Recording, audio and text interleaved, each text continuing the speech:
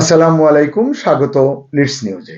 সম্মানিত দর্শক, গতকালের এপিসোডটি যারা দেখেছেন তাদের জন্য আজকের এপিসোডটি অত্যন্ত গুরুত্বপূর্ণ। কারণ কাল বলেছিলাম এই পুরো ঘটনার একটা অংশ, আজ বলতে চেষ্টা করব তার পরের অংশ নিয়ে। কারণ যে সত্য অনুসন্ধান দরকার আমাদের জাতীয় স্বার্থে, তার গভীরে পৌঁছাতে হলে প্রতিটি তথ্য, প্রতিটি অ্যাঙ্গেল নিয়ে কথা বলা প্রয়োজন। ওই সময় মানে 2024-এর 3, 4, 5 আগস্ট, ওই সময় নিরাপত্তা বাহিনীর কার কি দায়িত্ব ছিল, কে কি দায়িত্ব পালন করেছেন, এর সঙ্গে বিদেশি ষড়যন্ত্রের কোনো যোগসূত্র ছিল কিনা, ডিপ স্টেটের কোনো প্রভাব ছিল কিনা, ডিপ স্টেটের বাংলাদেশি এজেন্ট কারা, তাদের ভূমিকা কি ছিল, এসব জানা দরকার। তাই দেশি বা বিদেশি মিডিয়া যেখানেই 2024-এর আন্দোলনের সত্য উদ্ঘাটনের ছিটে ফোটা সম্ভাবনা দেখা দেয়, আমরা সেটা নিয়ে কথা বলি। আমরা বর্তমান সরকারকেও বলতে চাই, দেশের স্বার্থে, জাতির ইতিহাসের স্বার্থে, সেনাবাহিনীর গৌরব সুরক্ষার স্বার্থে পুরো বিষয়ের নিরপেক্ষ তদন্ত করুন, নয়তো মহাকাল আপনাদের দিকেই হয়তো আঙুল তুলবে, সন্দেহ করবে আপনাদেরও। সুপ্রিয় দর্শক, 4 আগস্ট 2024 মধ্যরাত, ঢাকা তখন অগ্নিগর্ভ, রাষ্ট্রযন্ত্র প্রায় ভেঙে পড়ার পথে। আপনাদের নিশ্চয় মনে আছে, গতকালের এপিসোডে বলেছিলাম আন্দোলনের একেবারে চূড়ান্ত পর্যায়ে 3, 4 বা 5 আগস্টের দিকে 46th ডিভিশন, 46 ডিভিশন এবং 9 ডিভিশনকে ঢাকার নিয়ন্ত্রণ নিতে দেওয়া হয়নি। বাংলাদেশ সেনাবাহিনীর সবচেয়ে গুরুত্বপূর্ণ স্ট্রাইক ফোর্স 9 ডিভিশনকে নিষ্ক্রিয় করে রাখা হয়েছিল, যেটা সাভারে। কিন্তু কেন, কার নির্দেশে এটা করা হয়েছিল? সরকার এবং জননিরাপত্তা রক্ষার দায়িত্বে থাকা গোলন্দাজ ডিভিশনও কর্তব্য অবহেলা করেছে। গতকালই বলেছি, বলা হচ্ছে এই অবহেলা ছিল ইচ্ছাকৃত এবং নির্দিষ্ট কিছু ব্যক্তির নির্দেশে। তারা কারা সেটি অনুদ্ঘাটিত। এবং এই যে নিষ্ক্রিয়তা, এই নিষ্ক্রিয়তার সুযোগেই নির্ধারিত হয়েছে 5 আগস্ট ক্ষমতার ভাগ্য।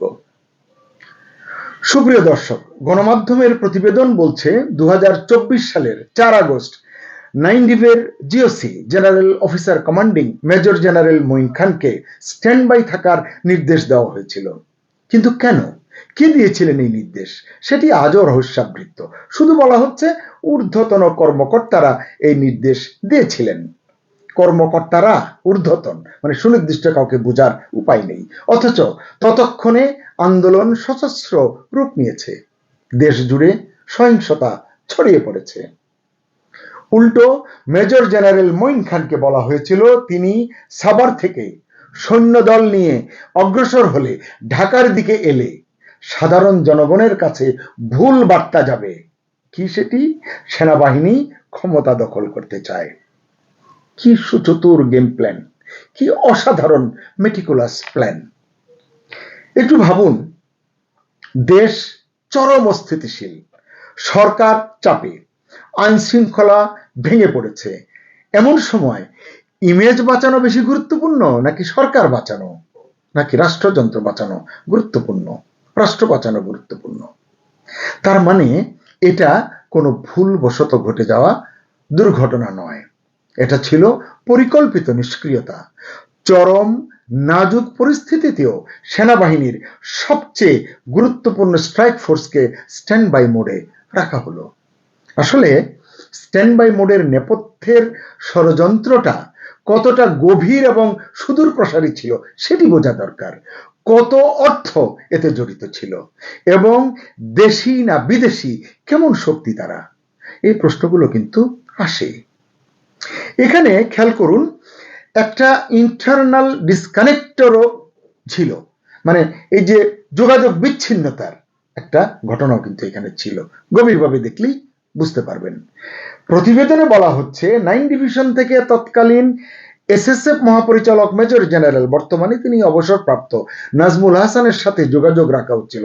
এই নাজমুল হাসান প্রধানমন্ত্রীর নিরাপত্তার দায়িত্বে ছিলেন, তার সঙ্গে যোগাযোগ রাখা হচ্ছিল, কিন্তু কোনো লাভ হয়নি। কারণ জেনারেল আহসান সেনা সদর দপ্তরের কোনো অভিযানিক সিদ্ধান্ত সম্পর্কে অবগত ছিলেন না, পুরোপুরি অন্ধকারে ছিলেন। যদিও তিনি আশা করছিলেন ঢাকার নিয়ন্ত্রণ নিতে এবং তৎকালীন প্রধানমন্ত্রী শেখ হাসিনার নিরাপত্তা নিশ্চিত করতে 9 ডিভিশন সক্রিয় হস্তক্ষেপ রাখবে বা করবে। আপনারা জানেন 9 ডিভ যদি এগিয়ে আসে, 46 ডিভিশন যদি এগিয়ে আসে, সামরিক পরিস্থিতিটা কি দাঁড়াতে পারে, ক্ষমতার নিয়ন্ত্রণ কাঠামো তখন কি হতে পারে, এটি সচেতন মানুষ মাত্রই জানেন। আচ্ছা, একটা কথা বলুন তো, আপনাদের কি মনে হয় এইটা কি কেবল সমন্বয়ের অভাব নিজেদের মধ্যে, নাকি ইচ্ছাকৃত অন্ধকারে রাখা?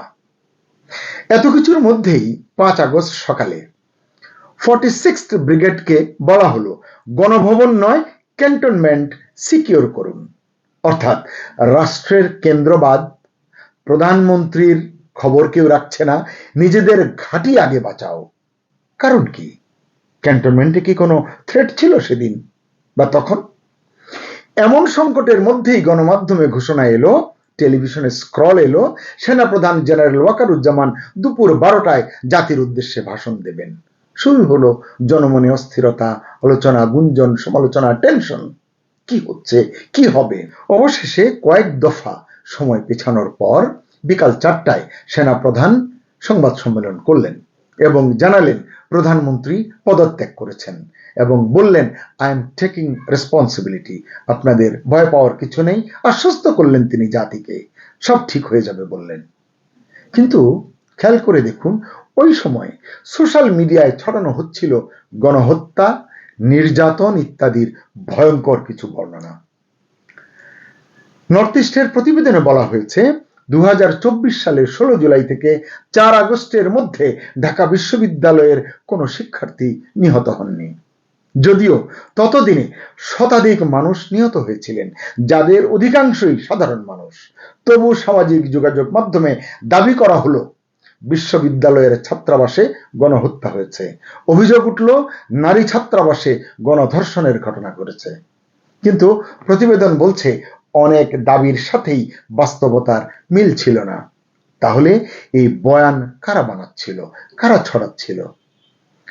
নর্থ ইস্ট নিউজ বলছে একটি সংগঠিত গোষ্ঠী সামাজিক যোগাযোগ মাধ্যমের প্রচারণাগুলো পরিচালনা করছিল এবং অতিরঞ্জিত প্রচারণা ও বয়ান ব্যবহার করে দেশব্যাপী বিশ্ববিদ্যালয় ক্যাম্পাস থেকে ছাত্রলীগ তাড়াতে, মানে ক্ষমতাসীন দলের ছাত্র উইং তাড়াতে শিক্ষার্থীদের উস্কানি দেওয়া হয়েছিল। এই ঘটনার সবচেয়ে ডার্ক পয়েন্ট আছে একটা, সেটা কি জানেন?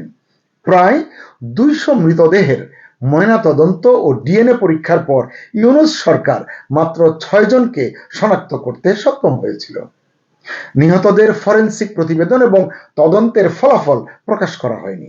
হত্যাকাণ্ডের উদ্দেশ্য নিয়ে কোনো পৃথক তদন্ত জনসমক্ষে আনা হয়নি। ইউনূসগণ 18 মাস ক্ষমতায় থাকলেও রহস্যময় কারণে কোনো তথ্যই সামনে আসেনি অথবা আসতে দেওয়া হয়নি। এছাড়া মৃতের তালিকা বারবার বদলানো হয়েছে। পুরো আন্দোলনটা এতটাই মেটিকুলাসলি ডিজাইনড ছিল যে 16 জুলাই থেকে 4 আগস্টের মধ্যে কতজন মানুষ আসলে নিহত হয়েছেন তাও নিশ্চিত করা যায়নি। ইউনূস সরকার বেশ কয়েকবার সংশোধন করে প্রায় 834 জনের একটি তালিকা করেছিল। মোহাম্মদ ইউনূস বিভিন্ন বক্তৃতায় বিভিন্ন সংখ্যা বলেছেন, জাতিসংঘ কাল্পনিক 1400 কথা বলেছেন। এই ফিগার নেই অনেকে এখনো উছলে ওঠেন। এবং সরকারের যে 834 জনের তালিকা, সেই তালিকা থেকেও পরে 52 জন জীবিত ফিরে এসেছিলেন। প্রতিবেদন বলছে উল্লিখিত বিচার বহির্ভূত হত্যাকাণ্ডের জন্য দায়ীদের বিষয়ে সরকার ও গোয়েন্দা সংস্থাগুলোর কাছে কোনো নিশ্চিত প্রমাণ নাকি নেই। 5 আগস্ট থেকে 15 আগস্টের মধ্যে গণহামলা এবং সহিংসতায় নিহতদেরও তালিকা। কিন্তু কেন নেই, এই প্রশ্নের জবাব কেউ দেওয়ার প্রয়োজন মনে করেনি। অথচ শেখ হাসিনার সরকার ও পুলিশকে নির্দোষ শিশু ও কিশোর কিশোরীদের হত্যার দায়ে অভিযুক্ত করে জনমনে উত্তেজনা সৃষ্টি করা হয়েছিল। পুলিশের গুলিতে ছাত্ররা নিহত হয়েছে, এই প্রচারণার লক্ষ্য ছিল শেখ হাসিনা, আওয়ামী লীগ সরকার এবং পুলিশের বিরুদ্ধে জনরোষ উস্কে দেওয়া।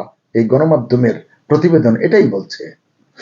একই সময়ে পুলিশের মনোবল ভেঙে দেওয়ার জন্য 4 শতাধিক থানায় ক্ষুব্ধ জনতার হামলা হিসাবে আখ্যায়িত করে, মানে এই যে হামলাগুলো করেছে এটা ক্ষুব্ধ জনতারা করেছে এটা বলে সুপরিকল্পিতভাবে পুলিশদের উপর সশস্ত্র হামলা চালানো হয়েছে। থানা থেকে অস্ত্র এবং গোলাবারুদ লুট করা হয়েছে, যার সব এখনো পর্যন্ত উদ্ধার করা হয়নি। ট্র্যাজেডি হলো ইউনূস সরকারের মতো তারেক রহমানের সরকারও পুলিশ হত্যার কোনো বিচার হবে না বলে স্পষ্ট ঘোষণা দিয়েছে। পুলিশ সদস্যদের হত্যাকারীদের দায় মুক্তি দেওয়ার ইউনূসীয় নির্দেশও তারা মেনে চলছে। অথচ প্রত্যক্ষদর্শীদের বরাতে নর্থ ইস্ট লিখছে, ঢাকার যাত্রাবাড়িতে বিক্ষোভকারীরা ছিল অজ্ঞাত পরিচয় দুষ্কৃতকারী। তারা যাত্রাবাড়ি এলাকার বাইরে থেকে সশস্ত্র অবস্থায় জড়ো হয়েছিল। শুরু থেকেই তারা পুলিশের প্রতি আগ্রাসী ছিল। পুলিশ জলকামান, কাঁদানে গ্যাস, পেলেট শট ও রাবার বুলেট ব্যবহার করলেও মানে এই দুষ্কৃতিকারীদের তরফ থেকে পুলিশের দিকে দূরপাল্লার গুলি ছোড়া হচ্ছিল এবং বোমা নিক্ষেপ করা হচ্ছিল। প্রত্যক্ষদর্শীরা মোহাম্মদপুরের ঘনবসতিপূর্ণ এলাকায় আর্মি এভিয়েশনের একটি হেলিকপ্টারকে বেসামরিক নাগরিকদের উপর গুলি চালাতে দেখেছেন বলে জানিয়েছেন। এগুলো নিয়ে সোশ্যাল মিডিয়ায় অনেক তর্ক বিতর্ক হয়েছে। সামাজিক যোগাযোগ মাধ্যমে ভাইরাল হওয়া একটি ভিডিও, সেই ভিডিওতে দেখা গেছে লুঙ্গি পরা অজ্ঞাত পরিচয় ব্যক্তিরা আর্মি এভিয়েশনের হেলিকপ্টার থেকে আবাসিক বাড়ির ছাদে নামছেন। এর কোনো ব্যাখ্যা আজ অবধি স্পষ্টত নেই। যদিও সশস্ত্র বাহিনীর গণমাধ্যম শাখা আইএসপিআর কেরানীগঞ্জের বসিলা এলাকায় ভিড় ছত্রভঙ্গ করতে হেলিকপ্টার থেকে পানি ছিটানোর কথা স্বীকার করেছে, অর্ধেকটা স্বীকার করেছে, কিন্তু অজ্ঞাত পরিচয় ব্যক্তিদের বিষয়ে কোনো ব্যাখ্যা দেয়নি। এজন্যই প্রশ্ন, আসল সত্যটা কি? আরেকটি বিষয়, সাবেক উপদেষ্টা আসিফ মাহমুদ সজীব ভুঁইয়া দাবি করেছেন তারা শেখ হাসিনা সরকারকে উৎখাত করার জন্য সশস্ত্র যুদ্ধের প্রস্তুতি রেখেছিলেন, মানে যদি এভাবে যেভাবে তারা এগিয়েছেন এভাবে না হলে বিকল্প প্রস্তুতি। কিন্তু গত 20 মাসেও সেই অস্ত্র ভান্ডারের সন্ধান করা হয়নি। কেন করা হয়নি? সশস্ত্র যোদ্ধারা আসিফ মাহমুদের কোথায় প্রশিক্ষণ নিয়েছিল, কে তাদের প্রশিক্ষণ দিয়েছিল, কোনো তথ্য উদ্ঘাটন করা হয়নি। কেন করা হয়নি তারও কোনো ব্যাখ্যা নেই। এই বিষয়ে police, RAB, BGB, DGFI, NSI, সর্বোপরি সেনাবাহিনী সবাই কেন যেন নীরব ভূমিকা পালন করছে। কে দেবে আসলে এসব প্রশ্নের জবাব? 4 আগস্ট মধ্যরাতে 9 ডিভিশনকে থামিয়ে দিয়ে কে কোন গেম প্ল্যান বাস্তবায়ন করছিল তারও জবাব নেই। সুপ্রিয় দর্শক, সত্যটা আসলে এখনো অন্ধকারে। আমরা সেই সত্যটাই জানতে চাই। বর্তমান সরকারের কাছে নিবেদন, তদন্ত করুন, সত্যটা প্রকাশ করুন। উত্থাপিত অভিযোগগুলো, এমনকি নর্থ ইস্টের এই তথ্যগুলো যদি ভিত্তিহীন হয় সেটিও স্পষ্ট আকারে বলুন। অভিযোগ নিয়ে লুকোচুরি খেলা যেন বন্ধ হয়। জানা দরকার কার নির্দেশে সেদিন 4 আগস্ট মধ্যরাতে থেমে গিয়েছিল 9 ডিভিশন। সবাই ভালো থাকুন, সুস্থ থাকুন, নিরাপদে থাকুন। আল্লাহ হাফিজ।